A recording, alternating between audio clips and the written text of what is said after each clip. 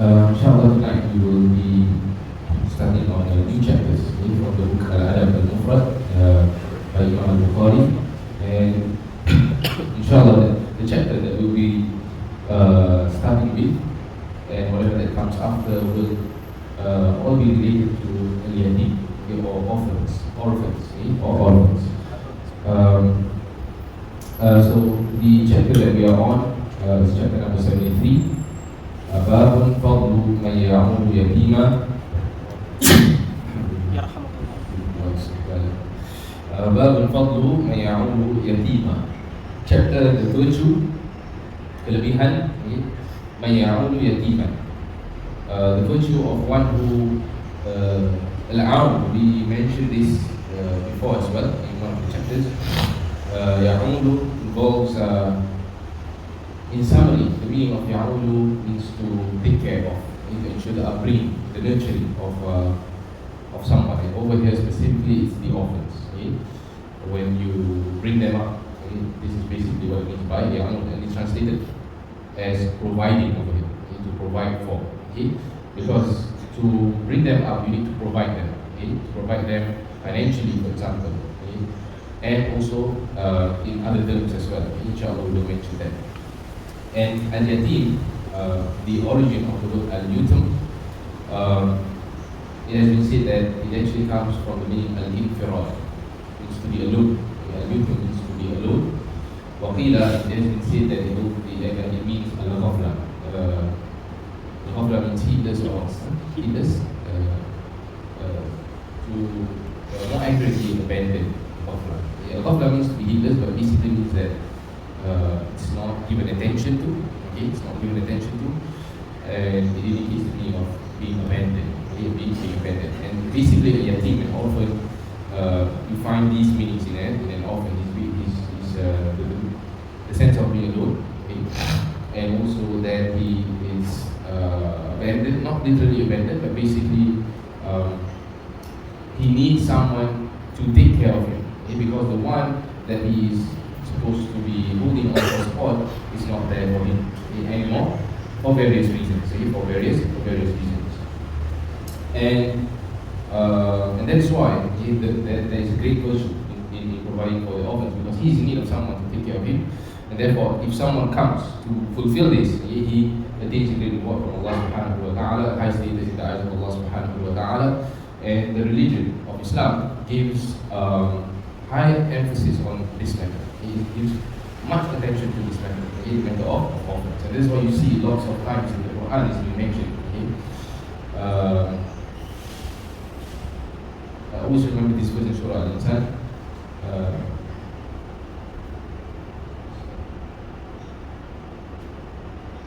وَيُطْعِمُونَ الطَّعَامَ عَلَى حُبِّهِ مِسْكِينًا وَيَتِيمًا. So you will see then these people, so Allah mentions about this group of people who will be rewarded in paradise.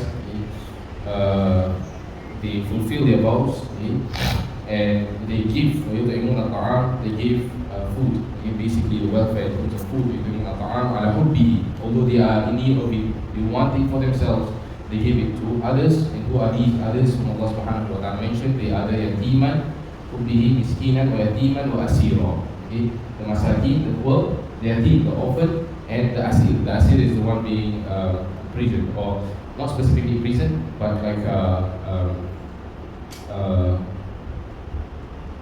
asir is due to war. Captives, yes, due to war usually. Captives. So point is, Allah specifically mentions these type of people. Allah will have mentioned, for example, this masakin in general, poor people, for example, in general. And this is specifically mentioned over here, and many other verses as well. This is just one example. So, point is, the Sharia gives emphasis on the matter of yatim. And inshallah, as we move along, we will start to understand why.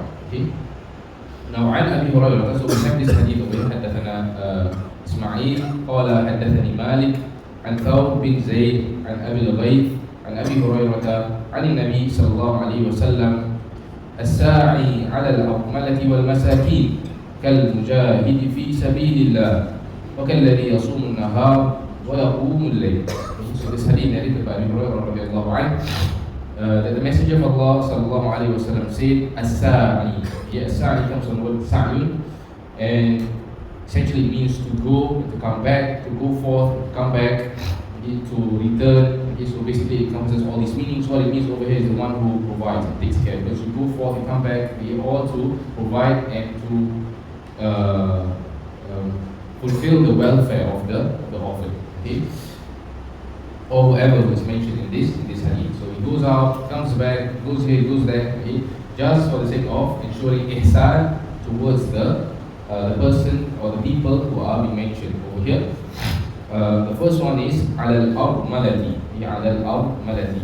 Okay, and al-armala essentially means the woman who has no husband. The woman who has no husband, and it's translated as widow over here, but it can be widow. This is one of the interpretation. It's a widow. Okay, so widow is essentially a woman who already has a husband, and then her husband passed away and separated from her due to his passing. Or it could be a woman who did not get married in the first place as well. Okay, so it has been said that it's either this or it's either that. It's either this or it's either that. Okay, so it can be this or that. Okay, all of that goes under the meaning of al-armala, because al-armala essentially in general means someone who has no partner, or a woman who has no partner. Okay? So it can be of different reasons. Okay?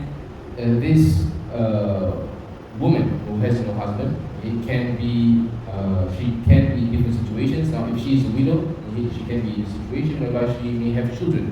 She may have children, and they are all left, not literally, left by the husband due to him passing away. Okay, so, and therefore the word al-armala is from the word al-irmal in Arabic. Okay, and it means al-faqr. It means what is al-faqr? Poverty. It means poverty because the one who is supporting you passes away, goes missing basically. He disappears, is not there anymore to support you, to fulfill the needs. Okay? And this is emphasized more if she has children. She has to support children by herself. Okay? So the need is much more severe when she is in this situation whereby she is left and she has also children with her. And al-miskin is ma'ruf, is well known. Al-miskin, those who are poor, those who are in need, those who are hungry, don't have enough food to eat. This is basically the meaning of al-masakin. Now those who settle their affairs, and provide for them, takes care of their affairs, they are like the al-mujahidina fi sabilillah. Now the lafz or the wording in the two Sahih, Sahih Bukhari and Muslim, which is the common reference for many of us, in Sahih Bukhari and Muslim, it's al-mujahid in the Sahihain. So it's only one, not many, but it gives a similar meaning basically. Al-mujahidina fi sabilillah or al-mujahid fi sabilillah. It's like the one or those who perform jihad in the way of Allah. Those who fight for the cause of Allah. What happens to these people? They lose their life, they sacrifice their lives for the sake of Allah subhanahu wa ta'ala. So, dealing with the affairs of the al-armala and al-masakin, its level and status are like those who fight for the cause of Allah, sacrifice their life for in the cause of Allah subhanahu wa ta'ala. And this indicates the virtue of fighting for the cause of Allah, the jihad fi sabilillah, because Prophet ﷺ is making a comparison over here. The things that you do is similar to the al-mujahideen fi sabilillah. So if something is compared to, usually that thing which is compared to is one that is greater. Okay? Yes. Okay? So this is the concept in the text of the religion. Usually when Allah says car something or Prophet says car something else, usually the one that is compared to is the one which is greater. Okay? So al-mujahideen fi sabilillah is the one that is great, but the act of doing this is to the point that it is similar to those who fight for the cause of Allah in the way of Allah. And the words fi sabilillah, it gives an indication of al-ikhlas, sincerity to Allah subhanahu wa ta'ala. Okay? And that you're fighting for in the way of Allah, for the cause of Allah subhanahu wa ta'ala. That's why in the hadith, there was this companion asking the Prophet sallallahu alaihi wasallam, who is the one who is the best in terms of fighting for Allah. So I think there were a couple of questions. Is the one who's like this, fighting for this cause, is he the best one? Fighting for that cause is the best one. The last one, Prophet ﷺ mentioned, the one who fights so that Allah's word or the word of Allah will be the highest. Kalimatullahi hiyal ulya. To ensure that Allah's word is the highest. That is the one who will be rewarded the most. Fighting for the cause of Allah subhanahu wa ta'ala. And this gives an indication of the importance of sincerity. Okay? And therefore, when it is compared to taking care of the orphans, taking care of the widows or women who are not married or masakin, there is a need of al-ikhlas. It's important to give attention to al-ikhlas. Okay? What it means over here is that many people are doing so many different good deeds. Okay? Some might be great in terms of its surface, in terms of what you see, what they do. Okay? But that does not necessarily mean that the rewards in the eyes of Allah subhanahu wa ta'ala will be what you expect. And this is due to most of the time problems in the intention, in the niyyah. That's why intention is something that the scholars have given much attention to the point that they will begin their books with the hadith إِنَّمَا الْأَعْمَالُ بِالنِّيَّاتِ, for example, وَإِنَّمَا لِكُلِّ امْرِئٍ مَا نَوَى. Every deed begins with intention. Even when I write this book, when I author this book, I need to correct my intention. Okay? When I pray for Allah, even when I pray for Allah, I need to correct my intention. Even when I fight for the cause of Allah, I need to correct my intention. And therefore, those who are taking care of the affairs of the al-armala wal masakin also need to correct and also need to check their intentions at all times. Because it could be that you are taking care just because you are put into that situation, or just because others are doing it besides you. There's no problem in getting motivated by the acts and deeds of others, but there's a problem if you do it because they are doing so, for example. Okay, rather than doing it for the cause of Allah subhanahu wa ta'ala. This is very important. As we mentioned time and again, it affects the nature of your deeds in the long run. Because when you do things for the sake of Allah subhanahu wa ta'ala, whatever befalls you, whatever happens along the way, you will still be able to get back up. Because your objective is still there. Because you're doing it for the sake of Allah subhanahu wa ta'ala. But if you do it for some other reasons, that if that reason is cut off from you, that's it, you won't continue. Okay? And this is what happens to many of us, to each and every one of us. We are actually detached to some element in the worldly life. Okay? And if our attachment to these worldly things and the worldly life is involved in our deeds towards Allah subhanahu wa ta'ala, then we will not be able to gain anything. That's why in the hadith the Prophet sallallahu alaihi wasallam mentions, وَإِنَّمَا لِكُلِّ امْرِئٍ مَا نَوَى. For every person, he gets what he has intended for. وَمَنْ كَانَتْ هِجْرَتُهُ إِلَى اللَّهِ وَرَسُولِهِ فَهِجْرَتُهُ إِلَى اللَّهِ وَرَسُولِهِ. Whosoever's migration is for Allah and His Messenger, his migration is for Allah and His Messenger. What does this mean? This means that this is similar to what we explained in our other lectures. It means that if Allah and the Messenger you're doing it for Allah and His Messenger, then the reward lies in them. Because they are great. So Allah is great, Prophet ﷺ is great, so your reward must be very, very great. Whatever that you get for in return will be very, very great. So it does not matter that the reward is not mentioned. What matters is that the fact that you're doing for Allah and His Messenger is sufficient to indicate how great what your deed is. Okay? And then he continues to bring up another example. فَمَنْ كَانَتْ هِجْرَتُهُ لِدُنْيَا يُصِيبُهَا وَمَنْ كَانَتْ هِجْرَتُهُ لِدُنْيَا يُصِيبُهَا أَوْ امْرَأَةٍ يَنكِحُهَا فَهِجْرَتُهُ إِلَى مَا هَاجَرَ إِلَيْهِ. When the migration, however, is done, whoever does it for the sake of getting married for a certain woman. Some people, they like to go to other places, get married to a certain woman and then stay there, migrate, for example, just because they want a family with that person, etc. And I've seen this, I've observed this. Some may do it because of certain business opportunity, for example. In the dunya, yusibuha, or yumra'ati fajratu ila ma hajara ilayh. That is what he will get in return. So if that woman dies, sooner or later, that is what he will get, for example. Or if that woman will not be from those who are righteous, maybe from partners who are righteous towards their husbands, then that is what he will get. Okay?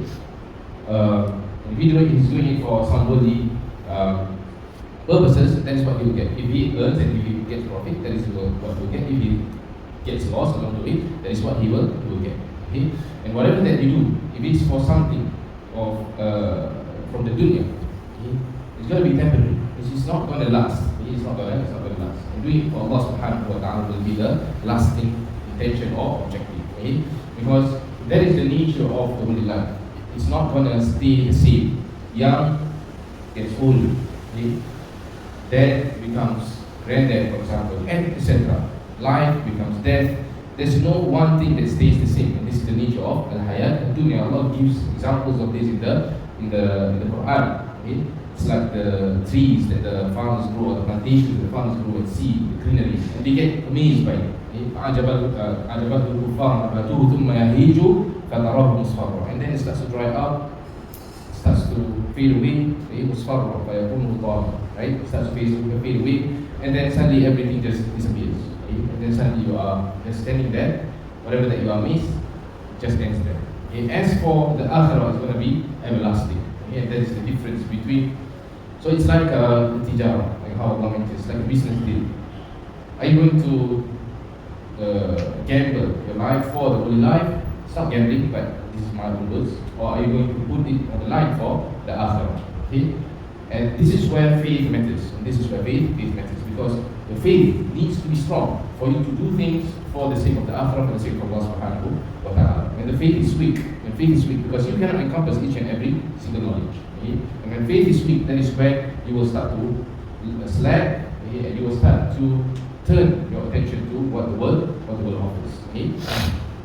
So as-sa'i ala al-armalati wal masakin kal mujahidin fi sabilillah. That's why Allah mentions in Surah Al-Insan, وَيُطْعِمُونَ الطَّعَامَ عَلَى حُبِّهِ مِسْكِينًا وَيَتِيمًا وَأَسِيرًا. And then what do they say? إِنَّمَا نُطْعِمُكُمْ لِوَجْهِ اللَّهِ. Indeed, we give these food for the cause of Allah, for the sake of Allah. لِوَجْهِ اللَّهِ لَا نُرِيدُ مِنْكُمْ جَزَاءً وَلَا شُكُورًا. We don't want any reward in return. We don't want any praise from you as well. Okay? So if you see someone having an interaction with you, okay, and you notice these two things, that he's not expecting any reward, not expecting any praise. Now, this is a good sign that he's doing things sincerely for the sake of Allah subhanahu wa ta'ala, and goodness lies in him. Okay?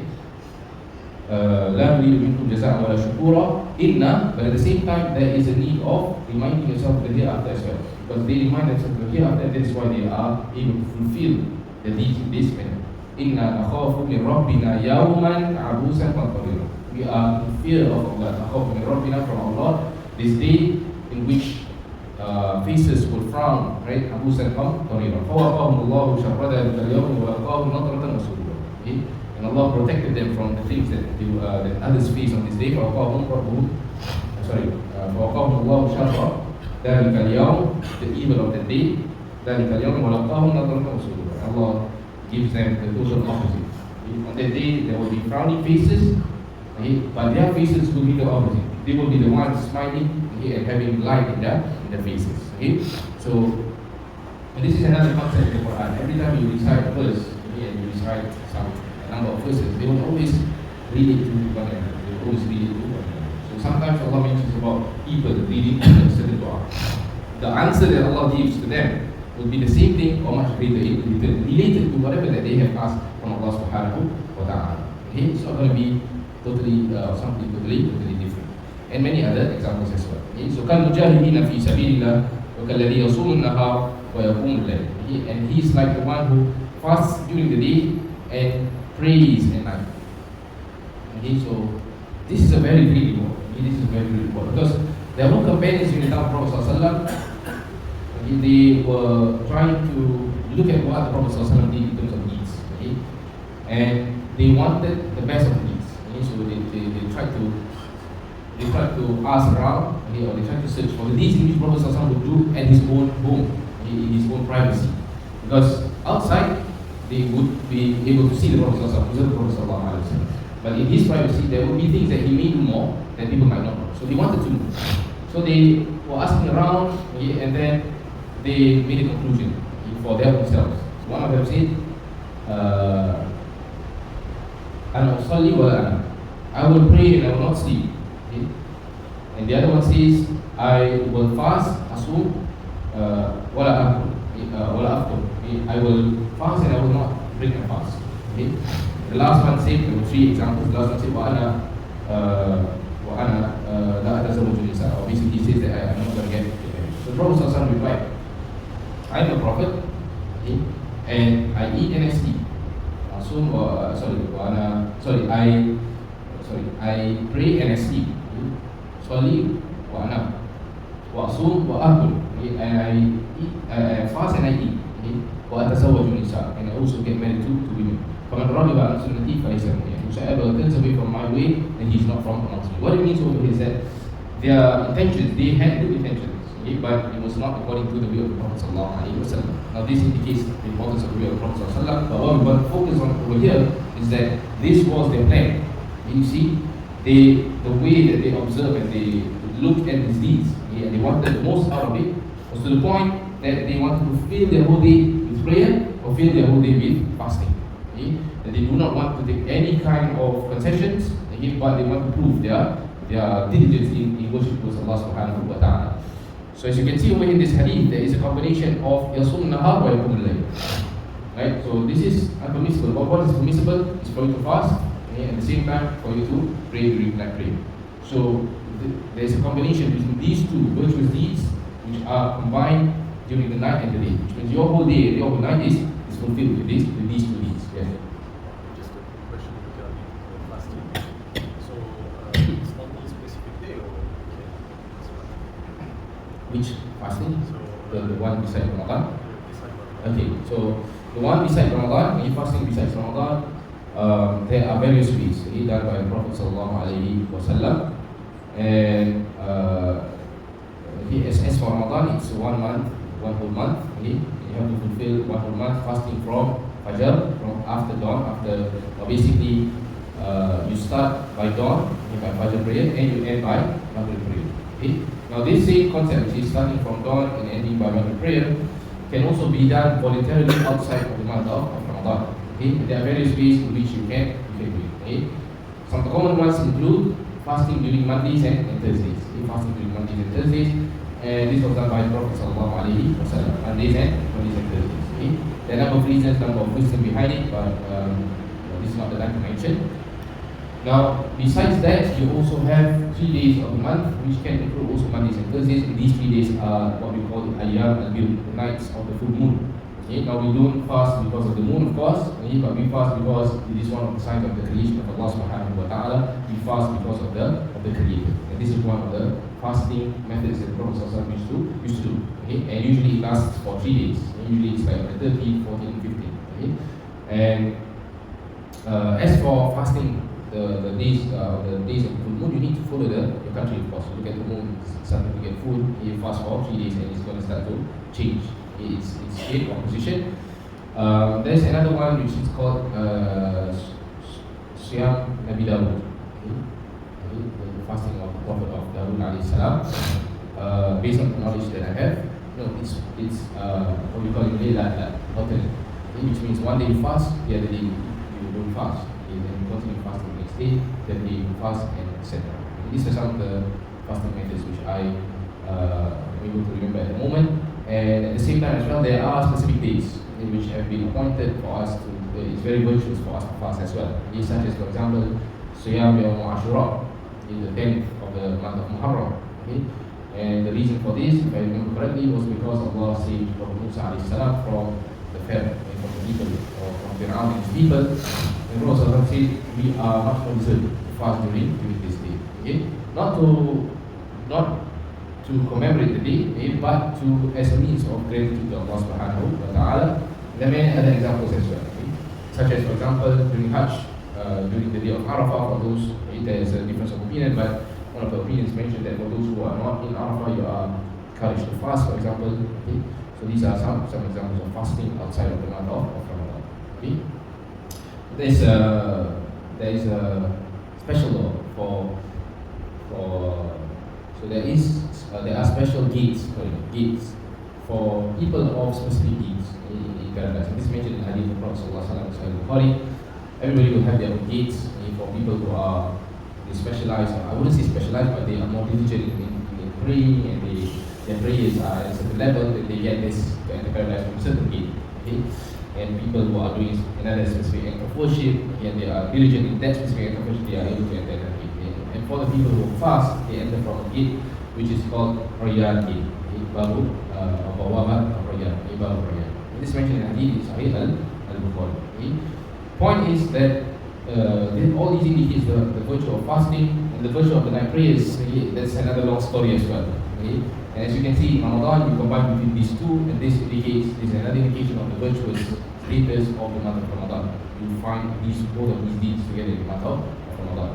Okay? So point over here is that all these deeds which have been mentioned, the one who takes care of the al-armala and al-masakin is like the one who fulfills all of these things. Okay? And it's very high status in the eyes of Allah subhanahu wa ta'ala. Okay? Okay, and everything is mentioned in the commentary, alhamdulillah.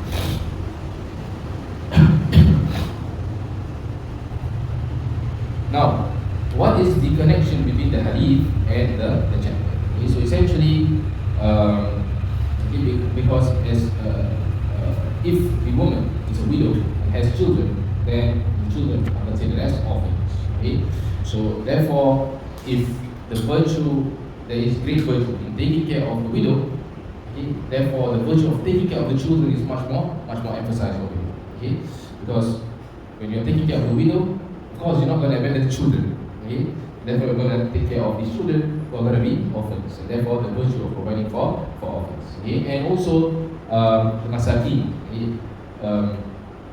The yatim, orphans, okay? Oftentimes may be poor people. Okay? And therefore they will be in the category of masakin. Okay? So this hadith indicates. Sorry? Yeah. It can be, yes. Okay? So, and again, depends on the intention, of course. Okay? But marrying her for the sake of taking care of her, okay? And basically looking or basically taking care of her needs and the children, okay? can be considered over here, yes. Okay? And this was mentioned, although not directly. Maybe there are other much more direct examples, but at the moment I remember this example by Johari Radiallahu Anhu. He got married to a widow. Okay? And in Islam, it's encouraged to get married to a bikr, okay? Or basically those who are not married yet. Okay? Those are still, it's not virgins specifically actually. Okay? Because if you look at the explanations of the scholars, okay? It's deeper than that actually, bikr. Okay? Because the reason to get married to bikr, okay, as some of the scholars mentioned, is because they have no interactions with other men before, okay? And therefore they are able to give much love towards the husband, the first husband that she's going to get married to, okay? And therefore this has its own great benefit. Okay? So this is the understanding of bikr. It's not like what we understand to be virgin means, not yet, does not have any relations, physical relations. Okay? It's not like what we have to do. So the bikr, as how I understand, based on the explanation of the scholars, is someone who does not have even relationships with men. Because usually when people have relationships, sometimes it involves physical attractions, although it may not involve the act itself. Okay? Wallahu a'lam, that may not be exactly the definition of al-bikr. Okay? Point over here is that al-bikr is encouraged because of these factors, and therefore the widow comes second. Okay? However, Jabir radiallahu anhu, the companion in Jabir, he decided, he chose to get married to a widow. So Prophet ﷺ questioned, now there's no wrong in getting married to a widow, it's just one is much more virtuous than the other. Okay? So Jabir radiallahu anhu replied that I have sisters, okay? I have sisters who are in need of taking care of, and I need someone experienced. So I get married to a widow, so my sisters, okay, who are by themselves can be taken care of by my newly by this wife that I got married to. Okay? So you can see, yes, okay, sometimes these things can be related to taking care of or involve these other factors. Okay? So yes, Allahu A'lam, maybe right. Okay. The next one over here. فَضْلُ مَنْ يَعُودُ يَتِيمًا لَهُ. So this is, if you compare with the previous chapter, there's only a small difference, which is the word lahu. Okay?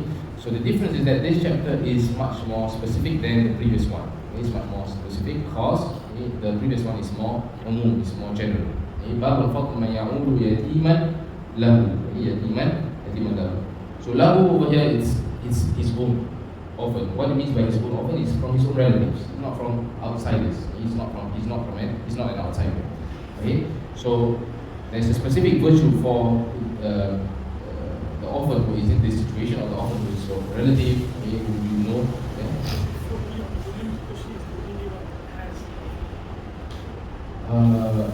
Sorry. For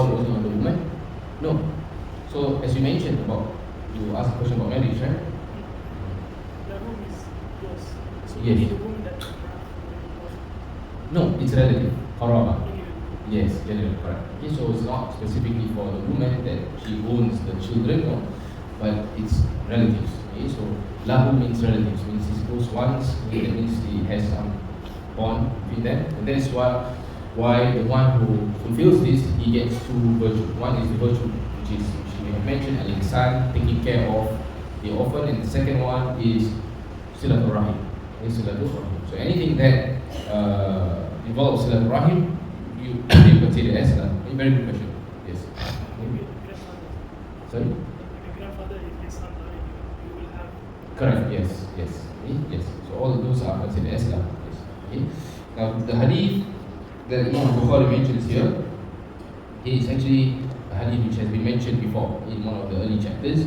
حدثنا أبو اليمان قال أخبرنا شعيب عن الزهري قال حدثني عبد الله بن أبي بكر عن عروة بن الزبير أخبره أن عائشة زوج النبي صلى الله عليه وسلم قالت جاءتني امرأة معها ابنتان لها فسألتني فلم تجد عندي إلا تمرة واحدة فأعطيتها فقسمتها بين ابنتيها ثم قامت فخرجت فدخل النبي صلى الله عليه وسلم فحدثته فقال من يلي من هذه البنات شيئا فأحسن إليهن كنا له سترا من النار. So this hadith is actually mentioned in the chapter of Al-Walidat Rahimat, that mothers are merciful. Mothers are merciful. The chapter mothers are merciful. So this hadith related to Aisha, the wife of Prophet ﷺ, she said, a woman came to me and she brought with her, or together with her, were two daughters. فَسَأَلَتْنِي, and she was asking for food. I didn't have anything except for one tea. So I gave it to her. She split it into, or she basically gave each one of them, and then she stood and فخرجت and then left. فدخل النبي صلى الله عليه وسلم فحدثته. So Nabi صلى الله عليه وسلم then came back, and Aisha told her the story of this woman. So Prophet صلى الله عليه وسلم then replied, "من يلي من هذه البنات شيئا." Whosoever is involved in the taking care of these girls, anything, he is involved in anything, in the affair of taking care of these girls, فَأَحْسَنَ إِلَيْهِنْ, and did well towards them, كُنَّ لَهُ سِتْرًا مِنَ النَّارِ, they become for him a barrier from the hellfire.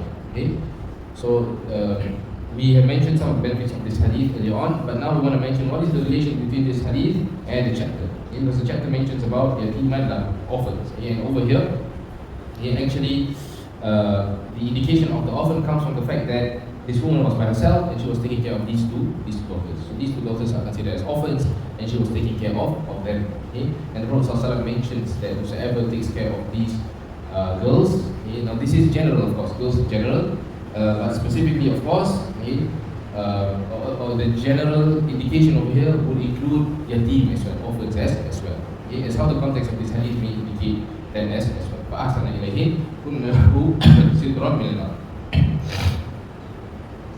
Why is the girls specifically mentioned? Because it could be guys as well. Girls are specifically mentioned because they are much weaker in terms of physique, in terms of mental capability, and they are more in need of. And everybody has their own specific distinctive features given to them by Allah subhanahu wa ta'ala. And therefore Allah mentions in the Quran, وَلَا تَتَمَنَّوْا مَا فَضَّلَ اللَّهُ بِهِ بَعْضَكُمْ عَلَى بَعْضٍ. Do not hope for what Allah gives more to others than to you. What you see in others more, because it could be that they also see the same thing in you. So everybody has their own distinctive traits, and therefore they have their own distinctive roles in the family, in the society, etc.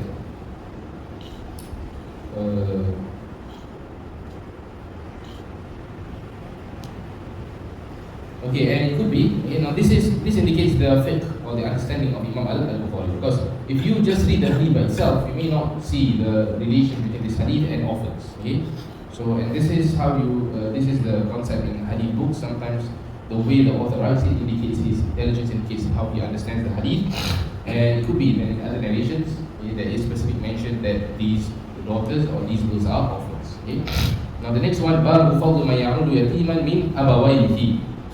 Mean abawayhi.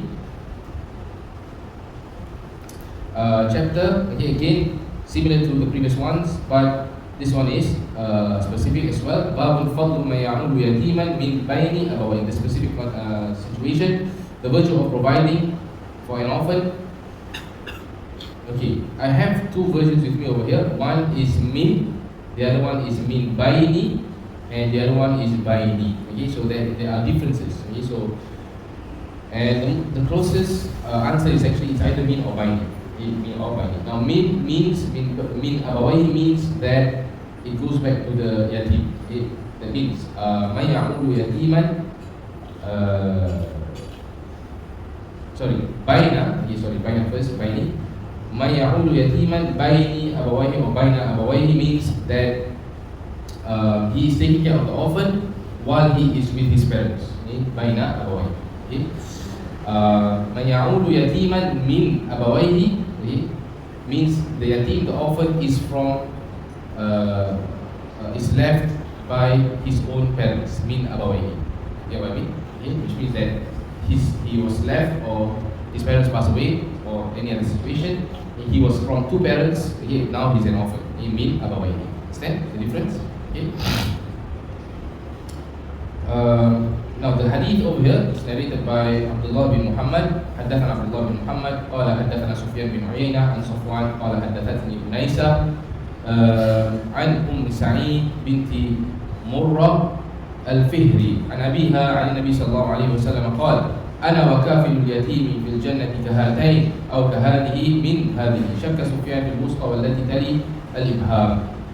حدثنا عمرو بن محمد قال حدثنا هشيم قال أخبرنا منصور عن الحسن أن يتيما كان يحضر طعام ابن عمر فدعا بطعام ذات يوم فطلب يتيمه فلم يجده فجاء بعدما فرغ ابن عمر فدعا له ابن عمر بطعام فلم يكن عندهم فجاءه بسويق وعسل فقال دونك هذا فوالله ما غبنت. يقول الحسن وابن عمر والله ما غبنت. وحدثنا عبد الله بن عبد الوهاب قال حدثني عبد العزيز بن ابي حازم قال حدثني ابي قال سمعت سهل بن سعد عن النبي صلى الله عليه وسلم قال انا وكافل اليتيم في الجنه هكذا وقال باصبعيه السبابه والوسطى. Okay, so I obviously read all the hadith over here because in the first one, hadith number 133, Prophet sallallahu alaihi wasallam mentioned that I and the caregiver for the yatim, the one who is the guardian for the orphan, kafir, Al-Yatim fil Jannati in paradise are like these two, okay? Or like this from this, okay? So he's pointing to two things over here, and the narrator Sufyan, okay, Sufyan bin Uyayna, okay, he has a doubt. He was unsure whether the middle finger and the forefinger were met, okay? Middle finger and the for Ibham. What is Ibham? Which is Ibham? Ibham is this one? No, this one. Yes, this is Ibham. So I think Sufyan thought it was these two. Okay, but as you can see in the next or the hadith after the next one, narrated by Sahl bin Sa'ad from Prophet sallallahu alaihi wasallam, he said, "Ana wa kafirul yatim fil jannati hakada." I and the guardian of the orphan are in the garden like this, hakada. Wa qala bi isba'aihi as-sababa wal wusta. He indicated with his two fingers, the sababa, which is the pointing finger, and al-wusta in the middle finger. Okay, yes. Yes? Sorry? The curse one says sub. Curse with this finger. Yes, correct. Okay, so that is why sabah is being called sabah, am I correct? Yeah. Okay. Now the indication over here by the Prophet ﷺ is to indicate how close the Prophet ﷺ is with the one whose affair is this, who takes care of orphans. Okay? And the reason for this is because it really needs a really good heart and strong dedication to provide for the orphans. The orphans are not your own children, okay? And they are in need of a father, they are in need of a parent. Okay? Therefore, you will come and take that place as the father to that orphan, or the parent to that orphan. And therefore, it's a strong responsibility. And therefore, you will find that in other hadith, this responsibility comes with how do I say? There are repercussions for those who do not take care of this responsibility well. Now, what is meant by sabab al-wusta is actually like this. This to indicate the closeness of the Prophet ﷺ with these people, those who take care of the orphans, and in paradise. Now, this does not mean that they share the same manzila, same as the Prophet ﷺ in paradise, because the Prophet ﷺ mentioned in the hadith, saluni al-wasila, right? Ask for me al-wasila that you ask usually in the dua after the adhan, okay? Because this is a manzila, this is a special status. and أرجو أن أكون I am the one for it. I hope that I am the one for it, for that specific status or for that special case. So it does not mean that you are sharing the same status in paradise with the Prophet ﷺ. What it means over here is that you will be with the Prophet ﷺ in paradise, in general. Okay, and this indicates the great virtue of the one who takes care of the orphan, the one who takes care of the orphan, because it needs lots of patience. You are taking care of another child who's not yours, and you're going to take care of that child like your own child. Okay? And also, when the Prophet ﷺ mentioned this, that the one who does it is similar to the Prophet ﷺ, it gives indication that the responsibility that you have to fulfill as a caregiver or as one who takes care of the orphan is not only to give infaq, it's not only to provide them financially, okay, but to provide them as well in terms of their education and religion, in terms of their education and religion, knowledge and basically tarbiyah, bringing them up with discipline. Because why? The Prophet ﷺ's role was this. So you cannot be similar to the Prophet ﷺ if you are not doing any of these aspects. It means the one who is with or close to the Prophet ﷺ must be the one who is taking care of the orphan financially and taking care of the orphan's religion, bringing them up with religion and faith and good knowledge, and good upbringing. And that is why then the kafir yatim will be the same as the Prophet ﷺ in paradise. So this hadith gives an indication of that. Wallahu a'lam. We'll continue with the rest inshallah. Wallahu ta'ala a'lam, and we'll continue with the rest of the virtues and benefits of these hadith from the Prophet sallallahu alaihi wasallam inshallah. Wallahu ta'ala a'lam. وصلى الله وسلم على نبينا محمد والحمد لله رب العالمين. سبحانك اللهم وبحمدك أشهد أن لا إله إلا أنت أستغفرك وأتوب إليك.